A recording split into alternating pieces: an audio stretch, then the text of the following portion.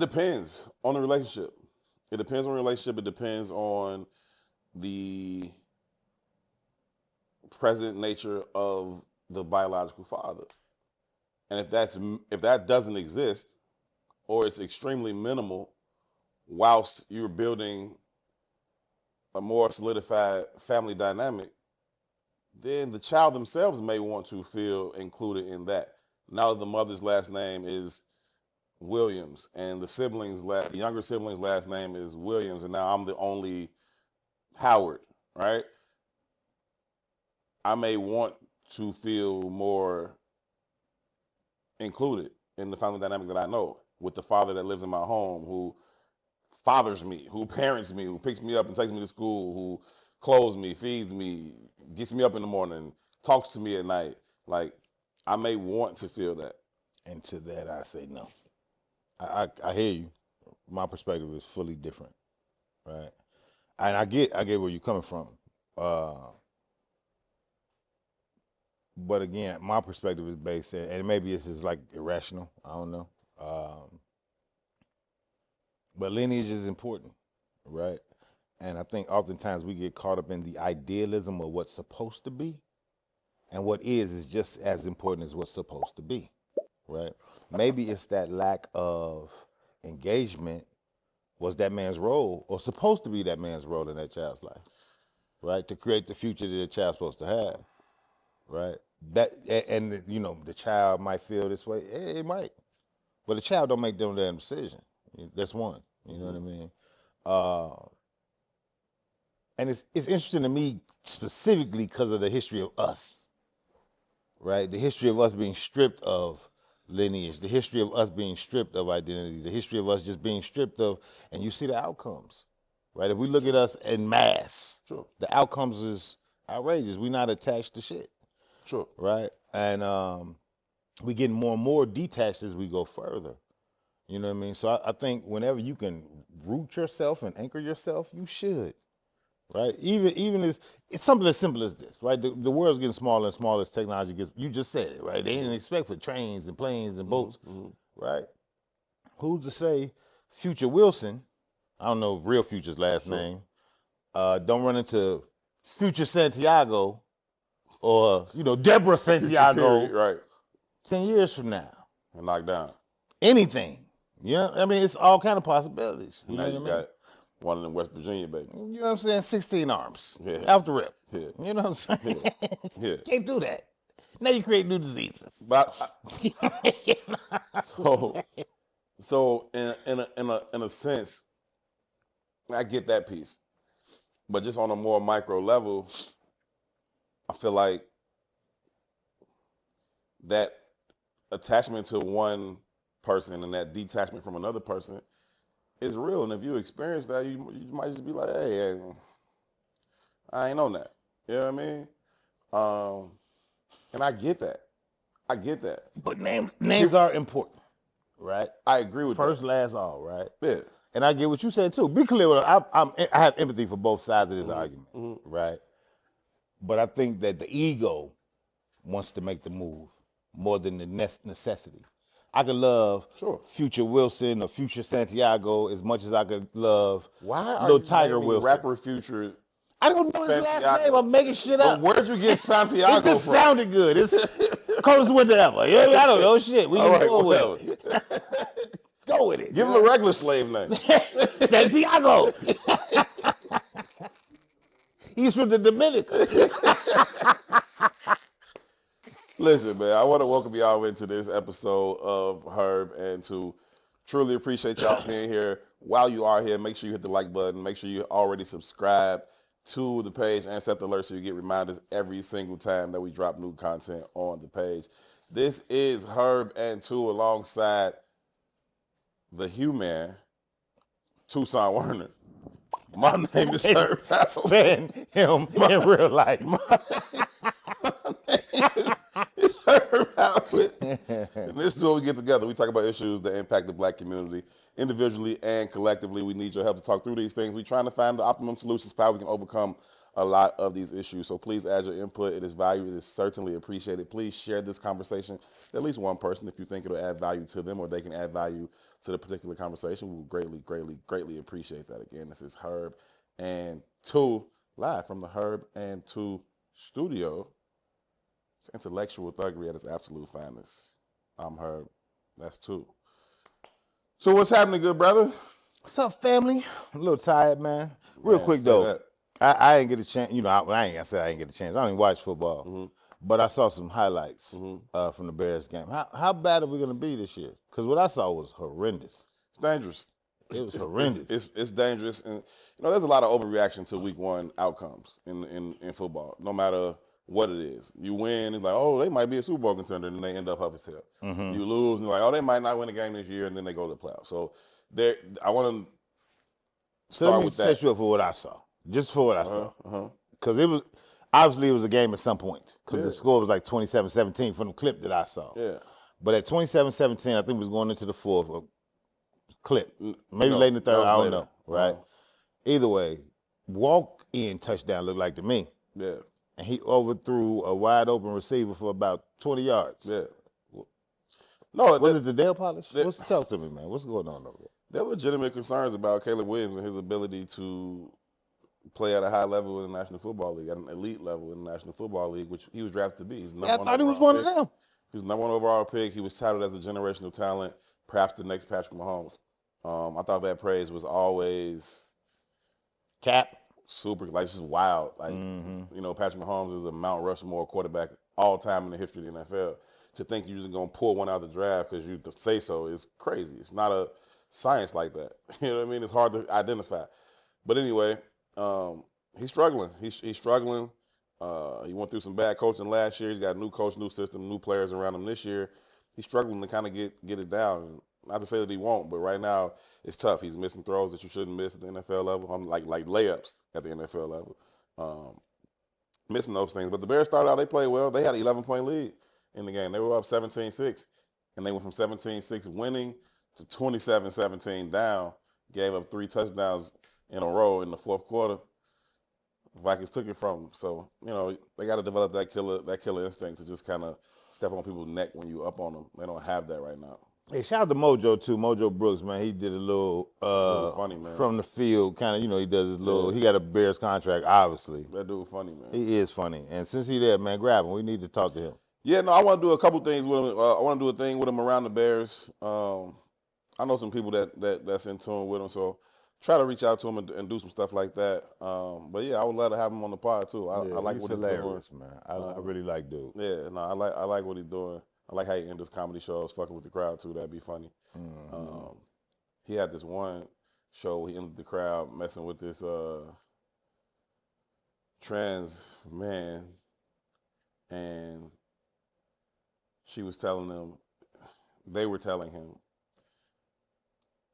he said, so when you decided you wanted to be a man, they said, oh man, I've been at this for like 8 years. It's like it was a job. I've been doing this for like 8 years. I'm like, damn, I just showed up here like this, but I got something to say about that. I will leave it for later, but it's science to this. Hey, it's some science to this. We're gonna get into it. Nah, but yeah, it's the Liberty community is gonna dislike me a little more today. Yeah, well, Liberty. I don't have enough energy to even. It's not a fight. No, I don't mean to fight with you. I don't have enough energy to step to hold you back. So go at it. Have at it. Usually I'd be like, Tou, stop it. Have at it. You don't have at it, then. have at it today if you like, but I'm tired. I got left Soldier Field. Pretty late. Sunday. Pretty late. You are a jerk. Pretty late. Had to be up very early the next morning. Launched the Herb Howard show, man, on the Biggs. Salute. On the Biggs network. I'm very, very proud of that. I'm humbled by it. People been joking with me about the name. Like, you got real creative with the name, huh? Like, It wasn't my idea. How was the reception? You get any feedback yet? Yeah, man. A lot of people have been checking in. A lot of people have been texting, calling. You know, giving a lot of positive feedback. Some people gave some constructive criticism, which I also welcome and appreciate. But yeah, it was a really, really good start to it. It's only going to get, better and better. It's a really quick turnaround to go from, leave the stadium at 1 o'clock in the morning and then do a live show at 9 a.m. It's just such a quick turnaround. There's so many things I like to do in between the end of a game and before the next time I really dive into the game in terms of talking about it publicly. Like to rewatch the game, like to go through the stats, I like to, do different things that I didn't necessarily have the opportunity to do between this game and the show. But going forward, I certainly will. But I'm excited about it, looking forward to it. Shout out to the whole team at the Bigs, and it's dope. I'm looking forward to it. So Man, salute, man. subscribe I'm proud to of the y'all, Bigs man. Media YouTube page. We'll be live doing the Herb Howard Show Tuesdays and Fridays. So check that out on the Bigs Media YouTube page, the Herb Howard Show. I'm about to stop in on y'all one day, man. I still ain't got a chance to see the new studio and all that. Yeah, man. You know where it's at. I know it's Down the somewhere hall. around the yeah. I just haven't had a chance to stop in, but I Yeah. definitely want to. I've been meaning to. I just haven't had the opportunity to. Nah, that's what's up, man. It's It's coming funny together though, nice. man. You said you got some feedback. Mhm. I had an opportunity this weekend to sit down at a breakfast with a group of guys, and it was kind of like a multitude of personalities and archetypes at the table. And one of the guys that was at the table, shout out to Cheese, one of my one of my West Side Jeez. homies. And Cheese gave me some feedback on us, Good. What right? do you say? And it was predicated on the demographic in which Cheese engages in and Right. people he rocks with. Right. And respectfully, I fuck with them people. You know what I mean? And half of the tagline of the show is to reach those people. Right. You Thuggery. know what I'm saying? He was like, man, too, I really fuck with y'all, man, but I can't get nobody to listen. Mhm. And I was like, well, I would tell me more. And he was like, man, don't nobody want to hear that shit. Don't nobody, that white supremacy shit ain't a real thing, Mhm. right? And I was, I'm pulling. Give me more. Give me more. Why is that? He started breaking it down in the context of, we got this in our community. We got relationships with these people. The dynamics is changing, right? So we're building relationships, and it's hard for us to see past the reality of our relationships with X, Y, Z, Mhm. and the shit you talking. And if we're doing a comparison and contrast, we probably got as many problems with us in reference point to how we move in the community than we do with those others. Mhm. You know what I mean? Or more problems with Mhm. us Mhm. than in relation we had to do with others. Now I don't agree with Cheese at all. But what was interesting about that is like it made me ponder like I understand where he's coming from. So my challenge becomes how do I communicate a message that separates the personal relationship and create an environment where we can understand systemic. It's forest through the trees conversation. You know what I mean? Yeah. Sometimes you can't see the trees through the forest, and sometimes you can't see the forest through the trees. And in this sense of it, that can't see the forest through the trees right here, right? So this tree is right in front of me. I can't see this vast whole big old thing that expands outside of that, and it creates a inability to correctly identify the opposition. I rock with that. I had a different philosophy though. Mm-hmm. Not that I don't disagree with I mean not that I Right, I don't got you. agree with you, but I also think about it from the standpoint of the failure of American education, right? And I think about it from the standpoint of when we launch these shows, even on a light day, it's an hour 20, right? And oftentimes when we have these conversations, they drag until we can connect all the dots. We might pull from a pot of 10 things, Yeah. and then we'll get to the end and say, here's how they all fit, Mm-hmm. right? Nobody's listening for the hour, Mm-hmm. right? Everybody wants microwave, right? And if you can't deliver in the microwave, can you ever get Fuck to how you connect the dots? Mm-hmm. You know what I'm saying? So, not to say I'm a acquiesce to that either, Right. because I don't think you really can. You know what I mean? But I do think that it is very, and I said this on the last show about pain and process, Mm-hmm. right? Like we've kind of been conditioned to avoid the pain and process. Mm-hmm. And I said that there's nothing on this planet that has come out of comfort, of value. Mm-hmm. But we all want comfort today, and we do not want pain and process, right? Mhm. You hear, I don't want struggle love, but you don't want love. because it don't work that way, Mm-hmm. right? I want this, and if it don't come with process, again, shout out to my man Ray. Everything in life goes through friction. In order to open that door, you got to turn the knob. It's Mm-hmm. process, Mm-hmm. right? You want to make love to your woman, it's friction. Mm-hmm. Even to get to the good part, Mm-hmm. it's friction. Mm-hmm. It is nothing you can do in this planet. The good part is crazy. It's the reality, though. You know what I'm saying? You know what I mean? How many licks does it take to get to the middle of Tootsie Pop? You gotta have some friction. Mm-hmm. It is just what it is. Mm-hmm. And if you keep avoiding the friction, you never get into the middle of that Tootsie Pop.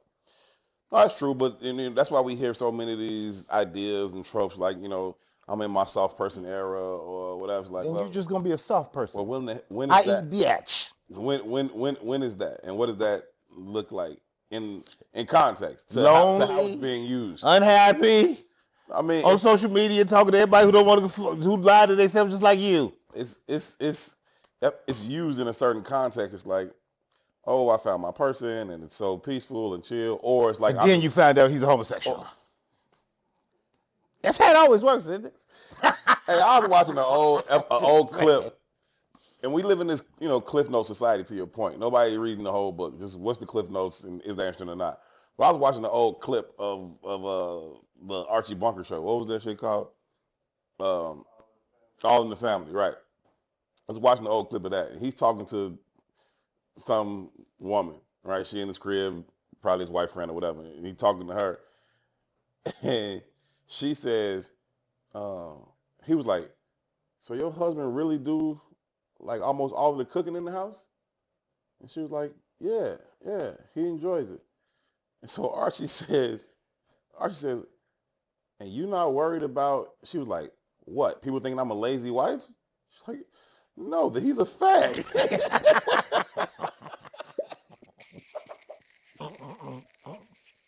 Hey, Archie was great. Yeah, super racist, but he just shoot from the hip. It is what it is with him. I like black and white, no gray area. She said, what? That people are gonna think I'm a lazy wife? She's like, no, that he's a fag. I was like, yo, TV back then used to be so wild. The same dude that played Archie Bunker played in one of them like police shows. And it's a scene where they talking, like him and the black detective, they talking to some white dude in there and they got him, in the interrogation room. He's like, what do you guys got me in here for? And the black detective's like, you had sex with Margaret such and such. And he said, The retard? so? She's 18. There's nothing illegal about that. He's like, she's retarded. Yo. But we laughing and we saying it's wild. I don't think it's wild at all. It wasn't wild then, but it's become so wild to hear that type of. But it's only wild today for the same conversation that led to this. We only accept it if it's comfortable for us. That's why I'm bringing it up. Right? No, she's retarded. That's a real word. It used to be. Now it's only an insult. It used to have a real definition that says your growth has been retarded. And retarded can be used in a multiple contexts. I understand that. But I'm saying now it is mostly only a derogatory, insulting term that is widely regarded as offensive. Right. And I think it's awesome that we can see in real time how the media machine can dictate and control thought around anything. You just said Archie Bunker said fag. Yeah. I remember having a conversation on this show one day. Everybody knows I ride the bike.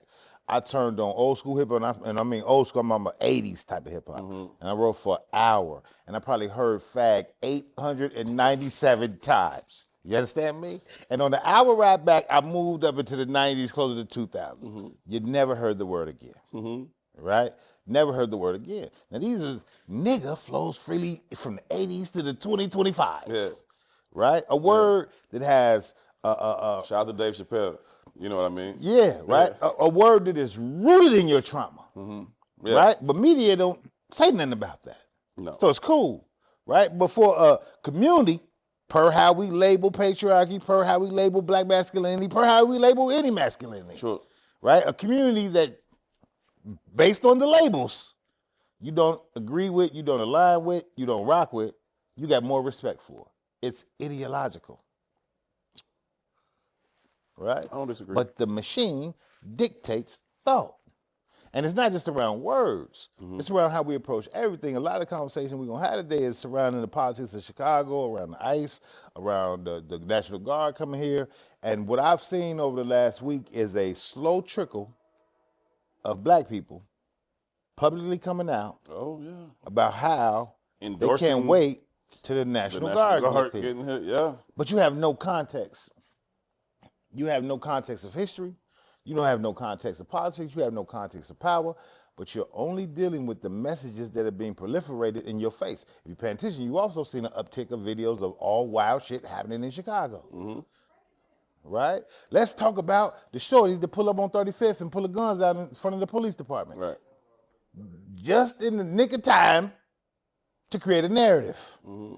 Right? I don't know if y'all saw the loud gunshots and the police running away from the scene. I don't know what block it was, but it was definitely the crib. It looked like 71st. Mm-hmm. Right? Mm-hmm. Police booked it. You hear me? Right? But you don't see the shooter. You don't know if that's a real gun. We know how AI. You don't know none of this shit to be true. Mm-hmm. Right? But it fits the narrative. It fits the narrative. Mm-hmm. Right? What is a shorty? And if you pay attention to the shorty on 35th Street, not only they got guns in front of the police department, but the car is also pointed the wrong direction. So they rode down the block the wrong way, parked the wrong way, posed for a photo shoot in front of the police. In front of the police headquarters on 35th Street. And I'm not saying it's not real, but I'm also saying we don't get no proof that it is real. Mm-hmm. But it does fit into a narrative. Right? And if we think about how narratives work, right? Like we all know the data. Mm-hmm. The data says this, the data says this, and data can be manipulated. I'm not confused about that either. Yeah. But we live here. Yeah. Right? And I've lived here longer than y'all just because I've been here longer than y'all. Right? In my youth, the murder rate was double what it is today. Consistently 800-900. Sometimes triple. 1,000. Right? Yeah. But the conversations around it are doubled and quadrupled today. Mm-hmm. You understand? So the fear wasn't as imminent as it is today. My parents had no fear of letting me go the fuck outside. Right. Even though 1,000 people got murdered. They never thought that I couldn't go to the park. Right. When I was 14 years old, my man got shot in his head right in front of me. Mm-hmm. Right. This was one of the first steps that got me to see the rapper's eye. I was like, all right, motherfucker, you in some shit. Mm-hmm. Right? And that was traumatic. For me, I'm there. I saw this shit. Mm-hmm. You know what I mean? But my children ain't had none of them experiences. Right. And I got a leash on my children. Tighter than a pit bull. You know what I'm saying? Because I respond to the same narratives. Mm-hmm. Right? And I'm a lenient parent in comparison. Mm-hmm. Right? But the narratives create the thought processes. Yeah. Right? And there's little nuances to all of it. It all trickles down, right? Because my parents didn't have that fear, I navigated my community. Y'all laugh at me, but I said I jumped off the porch 6, 7 years old, and I'm not playing. Like, I got neighbors that say, I saw you carry your big wheel across 95th Street. Well, if I had a big wheel, the fuck was it? You understand what I'm saying? But what did it do? It created relationships that still stand the test of time. And I ain't just talking about with the homies, right? I can go sit on the porch with Nanny. I can go sit on the porch with Miss Irvin. Yeah. I can come in any of their house and eat. Right. They all know me. They all love me. It's community. Right? The shooters, they know me. They love me. It's community. The people who ain't shooters, the working man, I know everybody in that area. Mm-hmm. My kids spent 20 years in their last neighborhood. I'd be hard pressed to believe they know 3 people. Mm-hmm. You couldn't possibly have community, which makes it more dangerous for you to be there. Mm-hmm. Because if you're not familiar, you can become a victim. It's very easy in any situation, right? So it's just very interesting to me how we allow these narratives to be proliferated, respond to the narratives, and rather than our truth. I used to say all the time, man, 50 Cent sold X amount of albums on being the biggest thug in the world, and his claim to being a thug was how many times he got victimized. That's oxymoronic as fuck. I was a victim. That makes me tough? That's some wild shit. Yeah. I think perception becomes reality. So no matter if you're talking about 50 Cent and like when him and T.I. was beefing, T.I. put out a verse that was like, he had a song and it was just like about like not believing that shit. He was like, what did he say? One time got robbed, got shot, got shook. when it made a hit record, came up with a look. You know what I'm saying? Like talk tough in a book. Fuck the image and perception. They never tough as they look. They some motherfucking suckers. Put it on whatever. Like, I think that perception becomes reality. And then when a person gets to lean into it, and then they get to bully a space where nobody else is being tough, then it works. You know what I mean? Like, damn, 50 be holding everybody in Hollywood. He be holding everybody where? Like, you know what I'm saying? Like, it's just, you know. And it Can I plays out. interrupt y'all? Yeah. Can I interrupt y'all? I don't want to get too far away from where you started, which is where you mentioned the National Guard and these conversations where people are saying, or some people are saying they can't wait for the National Guard to get here. Well, it's like two type of people. It's some people that are not in tune with the streets at all and everything that you just mentioned and are not comfortable with the fact that people are getting shot left and right, whether they're familiar with them or not. And so they may really feel like, whew, okay, somebody coming in to do something about it. And then there's, other folks that are a little bit more knowledgeable to like what it is that you're saying or not, because so basically I just want you to kind of like talk more about why it's wrong, or maybe that's not what you're saying, but why it's so bad that the National Guard is here, or why it's a good thing. Like just both sides of the conversation, I guess. I will go back to the previous generation, right? When we talked about the war on drugs and the war on crime that came in and swept the whole generation of black men off the streets and locked them up for decades, right? The black community was championing all of that at the time because there was 900 murders a year. And so it's like, yeah, this got to go. Lock all of them up, right? With this idea that was going to solve some issue, as opposed to understanding that's going to leave a whole generation of children to raise themselves. And then now you get another generation of this shit. Add in the media, add in the perception, and now even though it's gone from 900 murders to 400 or 500 murders, the perception is that it's wilder than it's ever been. And so, again, you get black people championing this idea of bringing in the National Guard to send tanks down King Drive. Get rid of all of them. Like, that's a salute. We've seen this movie before. It gets more intense. It gets more theatrical. But we've seen this movie before. It doesn't work. And why we would think it's going to work this time is. Yeah. So, to your point, E, and shout out to my brother Rodney, man. I love you, dog. He just lost his son maybe 2 years ago. Right? I remember that. Yeah. Rest in peace to Khalil, right?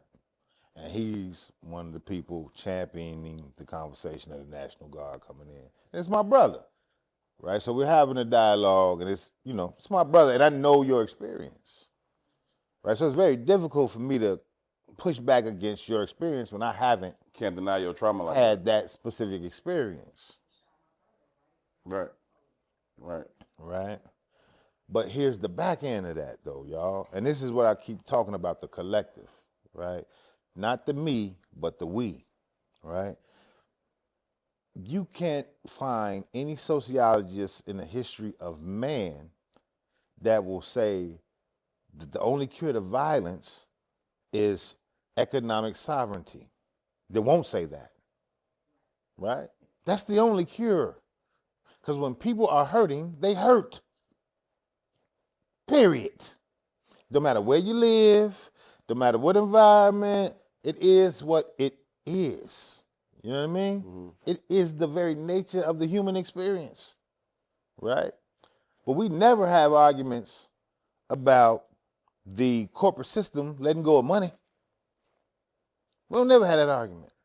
We got a whole anti-violence system in Chicago. A system that brings in hundreds and hundreds of millions of dollars. Mm-hmm. The violence is proliferated by black people. The black people suffer from the violence. The black people pay for the violence. It's all white folks at the executive positions of them $100 million operations, right? We don't never have that conversation. Yeah, but if we understand the real dynamics to be able to follow violence from its inception, we understand that it comes from these and I'm going somewhere with this. Corporations I'm and going politics. I'm going somewhere with, and I'm walking a long way, but I'm going somewhere. All of this is a power conversation. All of it. There's no history. There's no written history that says bringing a militarized force against your own people ever yields any good results. They always yield bad results. Always. To the people. But to the institution, they yield more power. I keep telling us that we're in the fourth economic revolution of America. And it's the most threatening one we've ever seen because it's digital. And we don't fucking need people. So we're going to keep inching for more and more and more and more. And the only way we're going to get more and more and more and more is if you acquiesce. You have to fucking acquiesce. Because we can't keep inching if you revolt, right? So the only reason he was able to do that shit in D.C. is because D.C. is not a fucking state, right? Him coming here, he needs permission per constitution, per law, per government, per shit that keeps this shit standardized from the governor. He breaks that tie. What does he ultimately do? He breaks the tie of constitutional law. I don't give a fuck, right? He's already been touting this conversation of, I want to be the king, right? I want to be an emperor. I might consider a third term, breaking the rule of constitution again. Dictator. I have no problem. Fuck your rule. The rule that has standardized operations in this country, right? Now, standardized operations in this country has left us at the bottom. That is the truth, right? But the new operational system ain't to pull us up. No. Right? It's to impose more authority on not just us, but everybody.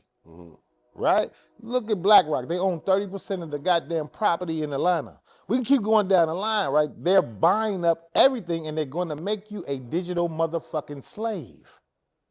Think about this, think about how the digital conversation is. They track this, they track that. Once they fully digitize money, and that is the pull, that's the push. What can you hide from government? Nothing. It's all in the open. Right? And if they digitize your money, if you don't align with what the fuck I say, they can, because it's digitized, they can go directly to your bank account. You've been charged for not following my rule. You send a text message that they don't like because everything's fucking digitized. Man, we don't allow talk like that. Punishment immediate. And everybody here is already a slave to economics. Don't give a fuck how you feel about it. Don't give a fuck how you feel about it. Everybody that wakes up every day to run the hamster wheel is to chase a modicum of capital to survive. Right? Imagine when you can't control that.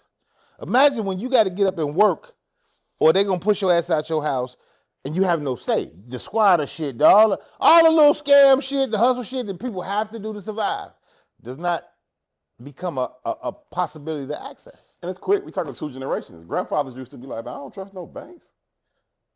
You keep all your bread in this? Hell yeah, I don't put my money in no banks. They I work hard. I'm gonna go put it somewhere I don't got no control over. I just showed you Vladimir Putin having a conversation about America planning to digitize all the money, drop all the bread into Bitcoin, delete their $35 trillion in debt. Right? It's gonna magically disappear. Right? But simultaneously, they're also going to engulf every citizen into a paid Ponzi scheme. Yeah. I mean, conceptually, you tell yourself there's no fucking way, right? You take no way they can just go on my account and, well, humor me then. Hypothetically, if they did in the morning, what the fuck are you gonna do about it? You gonna go down to your local branch and go off on some $30,000 worker? Like she can hit the button for you? Like in reality, man, what are you gonna do about that? We're not fully digitized now, right? But we all got bank accounts, right? Yeah. How many of y'all been hit by fraud on your bank account in the last 5 years? Facts. Everybody in the room? In some way, yeah, for sure. In some capacity, right? Look at the numbers of that. That's 100% success rate.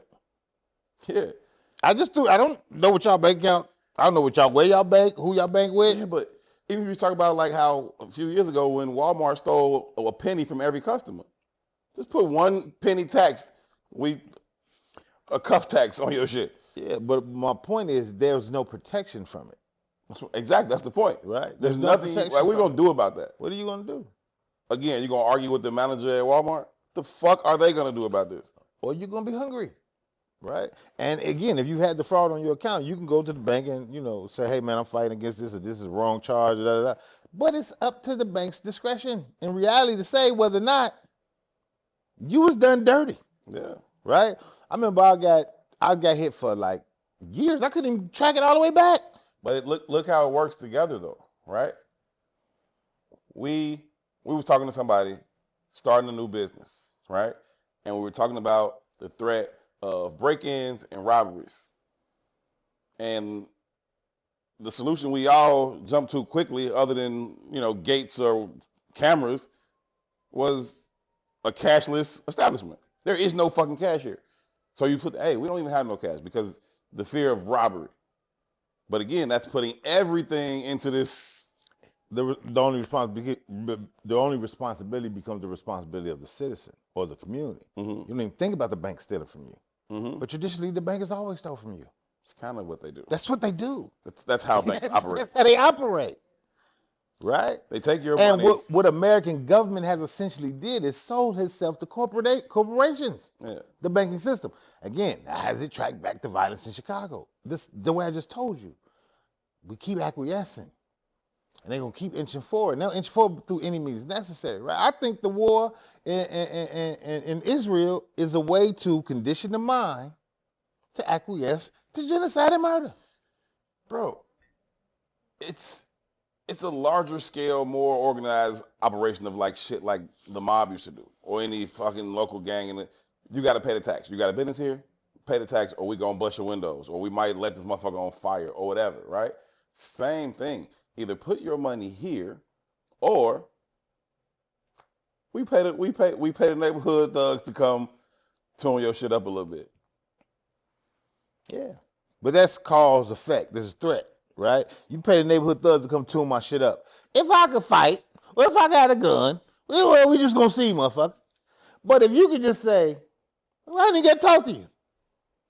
Push this button and all my shit disappears. Who do I fight? Right, but also just the narrative of the fear of it.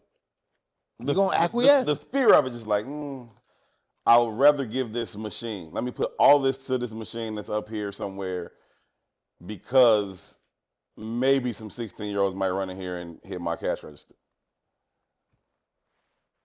And I'm not saying one is wrong. I'm not even saying like one is wrong, the threat ain't real. I'm not saying none of that. It's just how the fucking shit works and how it reinforces itself in a vicious cycle. I was a late adapter to the debit card. Mm-hmm. When everybody was using debit cards, I didn't know how to use them shits. Mm-hmm. Right? I just like, I don't fuck with that. Okay. And I ain't fuck with it just from a personal standpoint. Like, I don't like not being able to count my money. Mm-hmm.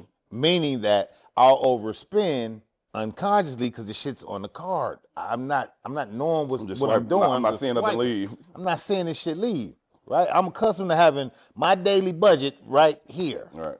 Right? When I get past this threshold, stop, nigga. It's time to go home. It's time to stop. You understand what I'm saying? But if it's just swipe, I'm not conscious of that. Yeah. And I just like, I don't want that shit. Yeah. But that was a personal declaration because I know my behaviors. Mm-hmm. Right? Mm-hmm. But after a while, the world had adjusted so far and so fast, I couldn't operate with that no more. No, everybody's like, who the fuck carries cash? People say that all the time. Like, my children I don't think they've ever asked me for cash. Matter of fact, they reject it. They be like, here, Dad, give me just. Put this on my joint. Right. It's insane. Right. It's insane. That's. But think about that, right? They're taking power away from you in another way. It's all a power conversation, right? And another thing that's very interesting about this National Guard conversation and the black people that are being championed and heralded as the voices that say we want it here. Who the fuck are y'all? Why the fuck are y'all making it to MSNBC? Who the fuck are y'all for anybody to pick to say this is the voice of the black community? And I know some of the people that made it that far. Why the fuck are you the voice? You're nothing. No disrespect. You're nothing. Fuck the streets.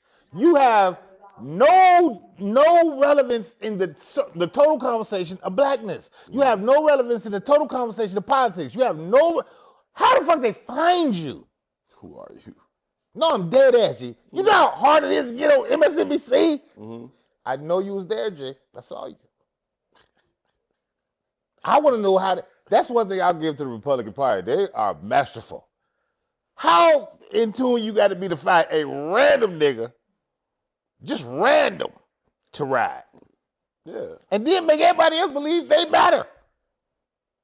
Y'all know the name. Y'all know the names. It ain't hard. It's disgusting.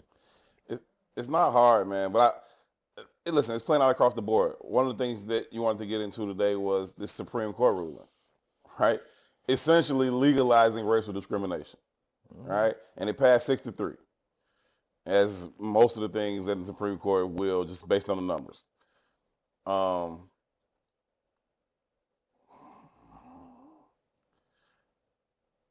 They're taking it back to a place that's like, I want to read it. I don't even want to I don't want to misconstrue it up, right? Yeah. So you got a Supreme Court and racial profiling rule, 6-3, ruling that racial profiling is permissible regarding perceived immigrants. Perceived, P. Words That's are powerful, that's the word in there. Perceived. Is that a taco you're eating? You know how many Venezuelans have? You know how many Venezuelans? Hey, do y'all know how many Venezuelans have walked up on me speaking Spanish? Well, Real Venezuelans. well, My point. I'm perceived like a motherfucker.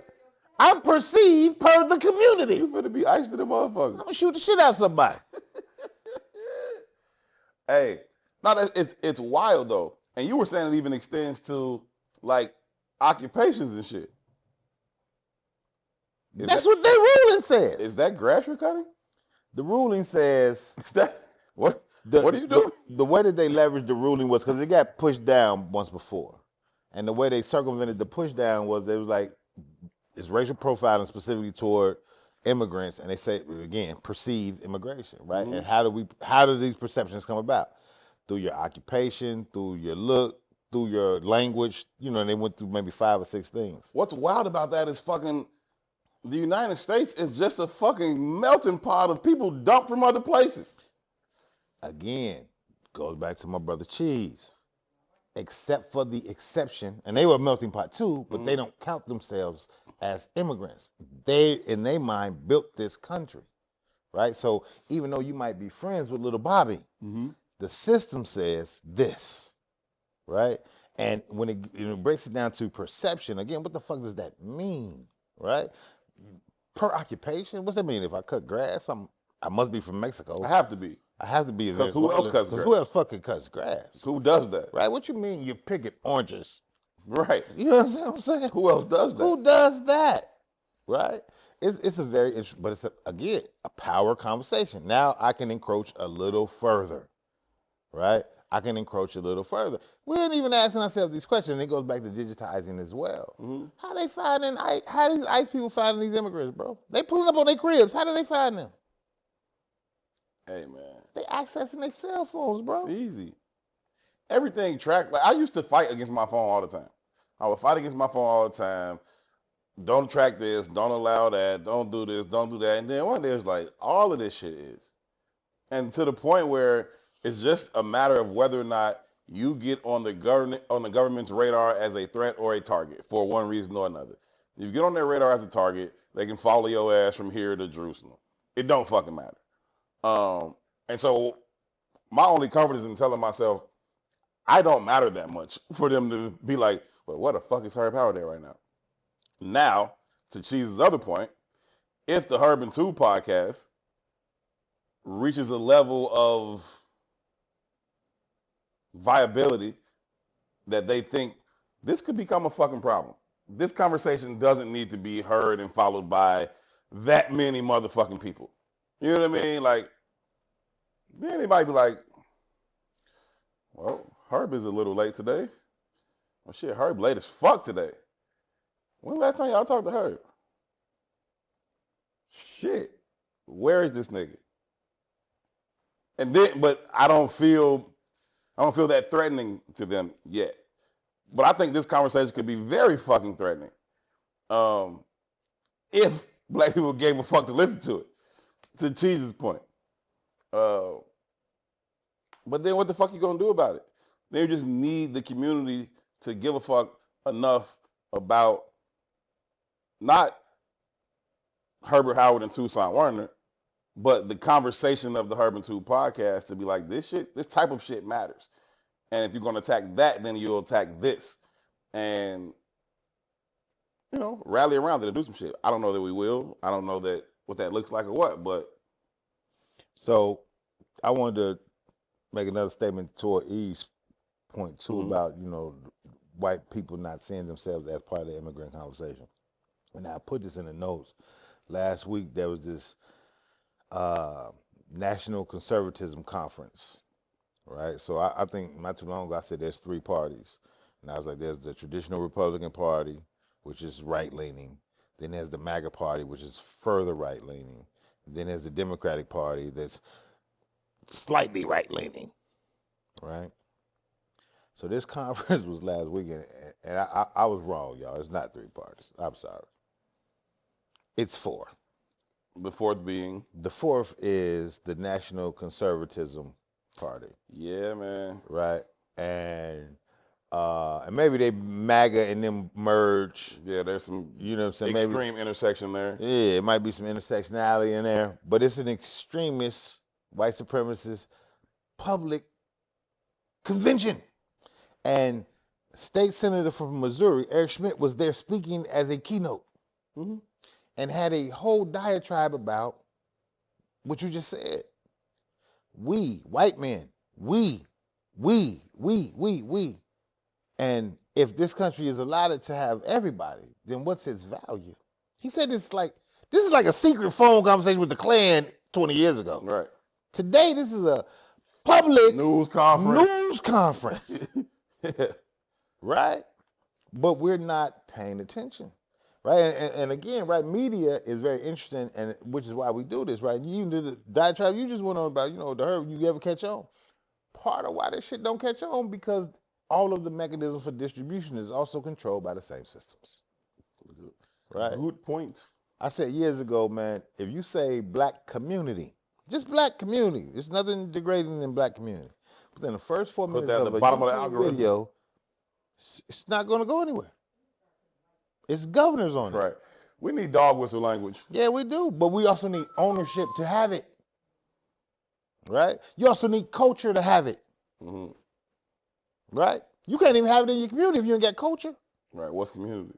You understand what I'm saying? When you on the bus and the Hispanics start speaking Spanish and you can't follow, that's on purpose. Because they don't want you to know what the fuck we talk about. Right. Right? Because we don't even own our language, we don't own our bodies, we don't own nothing. Right. And not only that, we've acquiesced. And we keep acquiescing. Further, i.e. the people that's on MSNBC today, like National Guard, come on. But this is it's in our DNA to be able to, have encoded language and communication and be on the same page in the face of danger and threat and opposition. We've done it. We would braid escape routes from slavery into people's hair. We would, create underground railroads. This concept isn't foreign to us. But we're talking 4, 5 generations going back into slavery. But now we don't want struggle love. Now there's this illusion of inclusion. I've arrived. Now we don't want struggle love, B. I want you to think about what you just said. Right? Imagine the level of process you'd have to be to remember an escape route, because you can't write this shit down. Nah.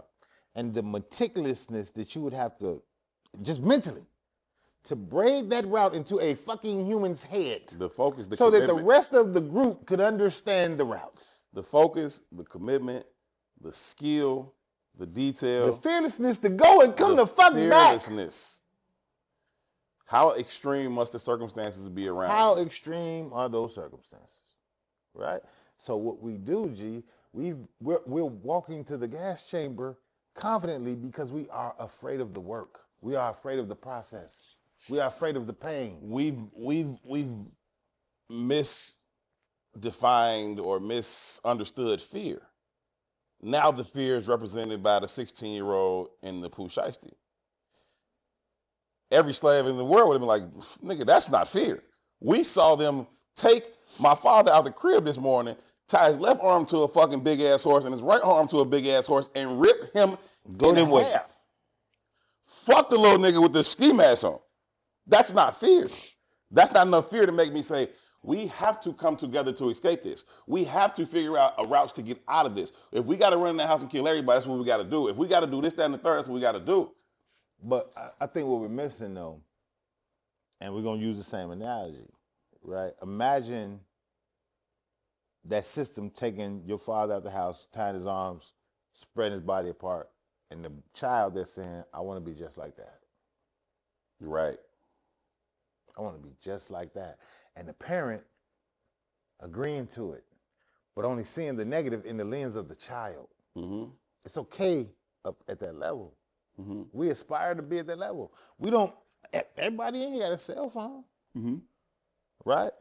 How many times y'all seen pray for Palestine? Mm-hmm. How many times y'all prayed for the Congo? Mm-hmm. You can't get this without the Starving. Congo. Yeah. Coltan is all, that's where they got to get it They from. cut motherfuckers' hands off every 20 minutes. Nobody gives a fuck, Mm-mm. right? Again, because we've been desensitized in a lot of ways to black death and black murder over time. Mm-hmm. I get why we don't care. It's fucked up to say that out loud, but I get it, Mm-hmm. right? But that's why I said I think this what's happening in Israel with Israel and Palestine is like a test run, Mm-hmm. right? Because them ain't black people. And the world cried out and are still crying out. And Israel is saying, fuck y'all. Mm-hmm. And we see the noise done died down. They still bombing the shit out of people every day. They don't give a fuck. No. Right? Which in my mind is a simulation for what's to come for the rest of the goddamn world. Because we don't need humans anymore, bro. We don't need you.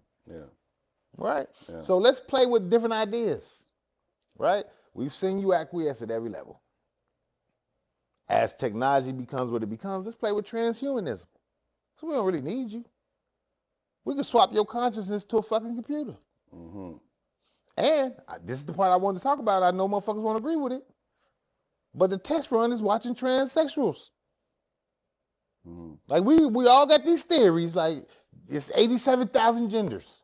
No. And I know I sound foul because the conditioning is said that's foul. Right? I looked at some shit the other day about mass shootings. Mm-hmm. And they was breaking them down per where they was happening at, like environment and sector.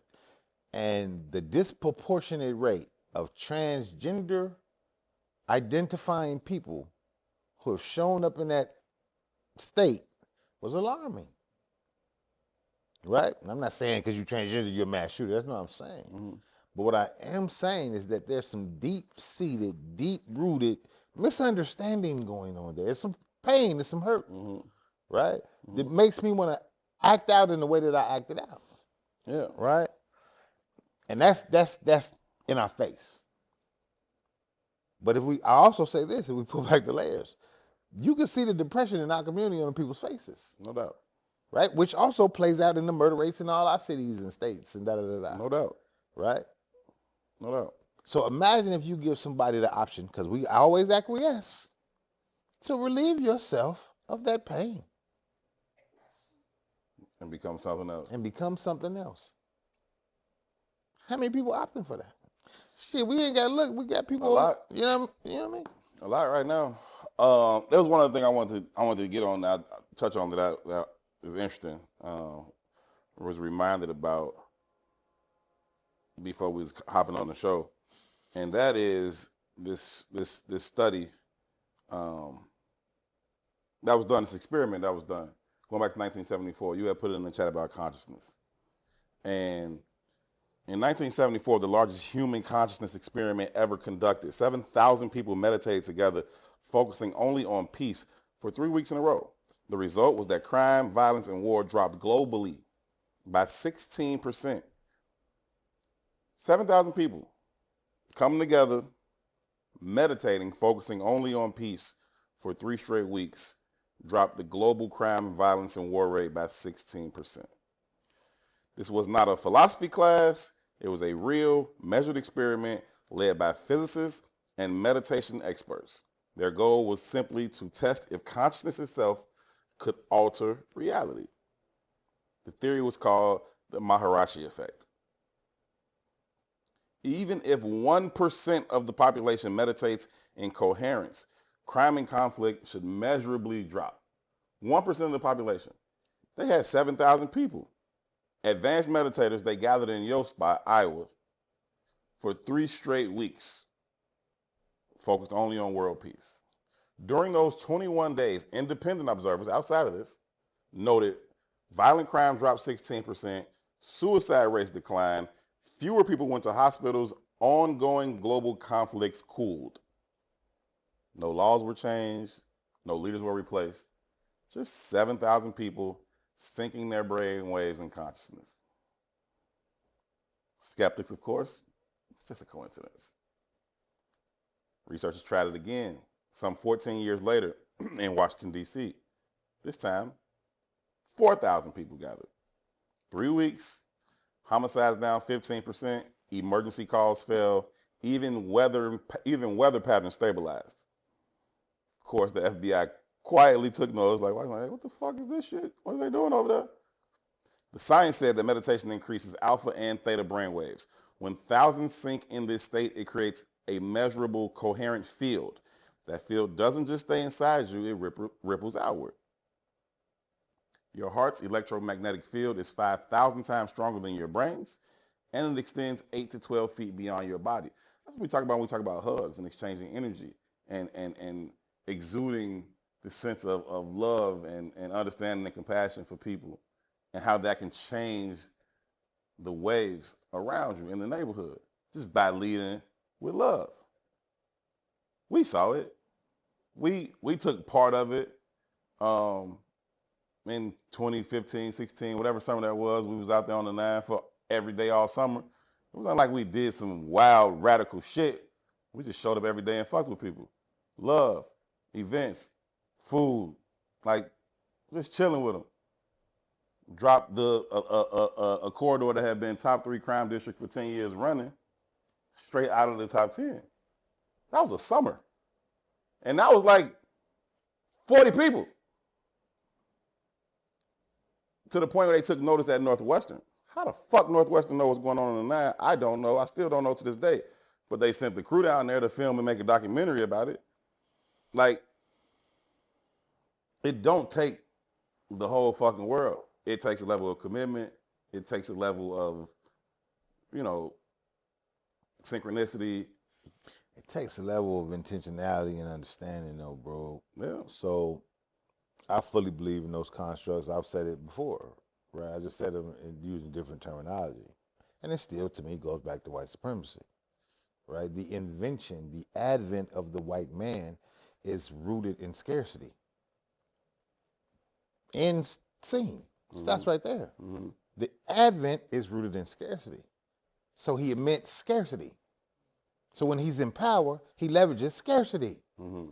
It creates and emits the emotions of confusion, fear. Mm-hmm. It is what the fuck it is. Mm-hmm. Right? Mm-hmm. It just is. That's what Trump has played on his followers. Man, kingdoms have it's over time. It just I'm not saying it's a new script. Is. I'm just saying that's what it's doing. It's not a new script, right? So if we think about how messages proliferate in that environment, right? It's media, mm-hmm. right? And if they control the airwaves and they dominate the conversation, if it bleeds, it leads. Mm-hmm. Those are constructs that everybody can identify with because it's common. They know them. Mm-hmm. Why the fuck should if it bleeds, it leads? Because this is the messages that we want to impute. I.e., why the National Guard should not be here. It's not a conversation of love. It's a conversation of power. We don't really give a fuck that y'all killing each other. We never have. We kill you motherfuckers. All of a sudden you love us? By the thousands, by the millions. All of a sudden you love us? We don't give a fuck. Right. But how do we impede more power? Right. Always has been the dynamic of the system. That's all I ever cared about. Mm-hmm. That's what scarcity fucking is. How do I secure me through the through measure of threat or through any fucking measure? Whatever. Fear. Through whatever measure. Whatever. Right? And when we align with that philosophy, we lose the power that is ours. Immediately.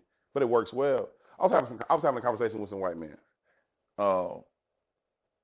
And they were talking about 9/11 and this idea of flying, right? We was talking about some upcoming flights, and you know, it's around that time right now, and it was like, yo, you ever been worried about flying on 9/11?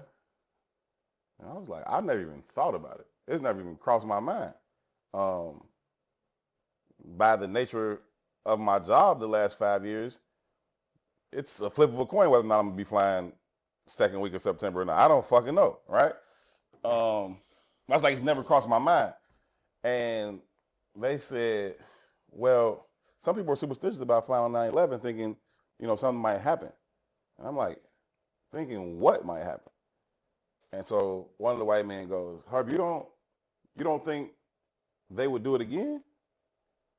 I said, who, the government? Now they all taking it back like, can't believe that's a good one. That's a good job. I wasn't. They do it whenever they want to do I it. wasn't joking. Like That's what they do. When you said you don't, I don't. Well, do I think they'll do it again? You talking about motherfucking Osama bin Laden and them? That ain't the they I'm talking about. I'm talking about the they in the United States government, because you can watch them buildings fall all you want to and tell me they fell because the fucking plane hit it. That's your business. Me, I just see what I see and know how buildings are imploded. What you're saying is some dumb shit if you ask me, but okay, they my ass. Like, I don't put none of this shit past them. So we see it now. We've seen it for 100 years. Like you said, it's not a new script. Anything else before we get up out of here? Real quick, but I was having this conversation on the way here. Y'all know who Ted Kaczynski is? The Unabomber. The Unabomber. Mm-hmm. Right? I want to read this real quick. And this is just, I just looked this up. It's just Wikipedia. Right?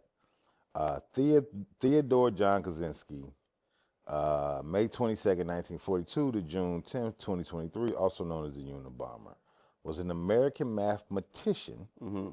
domestic terrorist, a mathematics prodigy. He abandoned his academic career in 1969 to pursue a recluse, primitive lifestyle and lone wolf terrorism campaign. Yep. I want y'all to pay attention to this shit, right? Kaczynski murdered 3 people and injured 23 others between 1978 and 1995 in a nationwide mail bombing campaign against people he believed to be advancing modern technology and the destruction of the natural environment. He authored roughly 35,000-word manifesto and social critique called The Industrial Society and Its Future. Was Ted Kaczynski a terrorist or a revolutionary? I don't know, but he wasn't that fucking good. No, you missing my point. This nigga went on like a 20-year run and killed 3 people. No, he wasn't trying to. You missing my point. You missing my point. I'm just fucking around. Come on. Right? What? How do you make waves in media? Attention. Boom. Shocking shit. You got to disrupt some shit. Yeah. Other than that, you don't matter. Mm-hmm. This motherfucker was a prodigy. That means you were fucking brilliant in math. In math, yeah. The definitive of technology. Mm-hmm. And he told you in 1969, y'all keep doing this shit, you're going to destroy everything. Mm-hmm. I know, because I'm a fucking genius. So my genius ass has decided to let go of the world. Right. And when the world keeps encroaching on me, I got to push back. Mm-hmm. Right? And the only way I can get you motherfuckers to listen. Shock and awe. I don't want to kill a bunch of you motherfuckers, so 3 is enough. Mm-hmm. Sorry, but you bitches got to die. No, it clearly wasn't enough. That's the only way I can get your attention. Here we are, decades later. But think how media works, right? This motherfucker, this is Wikipedia, nigga. This is not rocket science. I just type his name in. Mm-hmm. Right? Mm-hmm. But they can write the motherfucker off as recluse, as crazy, as terrorist. Mm-hmm. No, motherfucker, he saw the writing on the wall. It's the reason why every prominent psychologist bids and fights to go talk to the likes of a Ted Kaczynski or a Timothy McVeigh or a fucking Jeffrey Dahmer even. What the fuck is in your brain? You know what I mean? Like, and Jeffrey Dahmer is a more extreme, different kind of example, but people always want to go see these people. Like, what caused you to want to blow up the building in Oklahoma City? What caused you to want to bomb all these different locations? Like, what's going on in your brain? And if you listen or you read some of these manifestos from these people, or even some of these conversations that they've had with these psychologists, you be like, well, damn, There's an African proverb that says, until the lion learns to write, the hunter will always be the victor. right. Right? So I don't agree with what you just said, because I think there's just some lanes of crazy motherfuckers. Yeah, that's why Jeffrey Dahmer was the wrong. You understand? It's just some lanes of motherfuckers is crazy. I had no business including him in that. But because they hold the microphone and they can pilfer the message, they've written this man off as crazy, and he was obviously not crazy. Mm-hmm. Therein lies the conflict, right? We could write Donald Trump off as crazy, but he holds the mic. And how will history remember him? When we acquiesce. Right. No, he'll be great. He'll be held. Donald the Great. He'll be held as Donald the Great, who created this transhuman consciousness in 600 years from now. Mm-hmm. Donald the Great, who killed the wrath of that wretched earth that was. Mm-hmm. Mm-hmm. Saved America. Made it great again. Saved the world, saved the planet, per how we vision it. Mm-hmm. But again, right? You are a terrorist if you lose. You're a revolutionary if you win. Rid the earth of all crime and evil. Donald the Great. Yeah, man, we in That's the fucking name trouble. of the episode. Okay, you got it. We in trouble, bro. We are in real fucking trouble. We gotta go, man. Thank y'all for tuning in to this episode of Herb Tou. Like, please make the thumbs up match close to the views. Some people might watch it and not actually like it. I understand that. I'll leave space for that. But make it be close. If you watched it, just click that thumbs up. We would greatly appreciate it. But also share it with somebody. We would greatly appreciate that as well. Thank y'all so much for tuning in. As always, we certainly appreciate you. Huge shout out to PI doing the hard work behind the camera. Major shout out to E4O merely for being E4O, the international phenomenon that she is. For two, I'm Herb. Mexican mommy. Come over for tacos or jollof or jollof. Whatever. Whatever. Empanadas.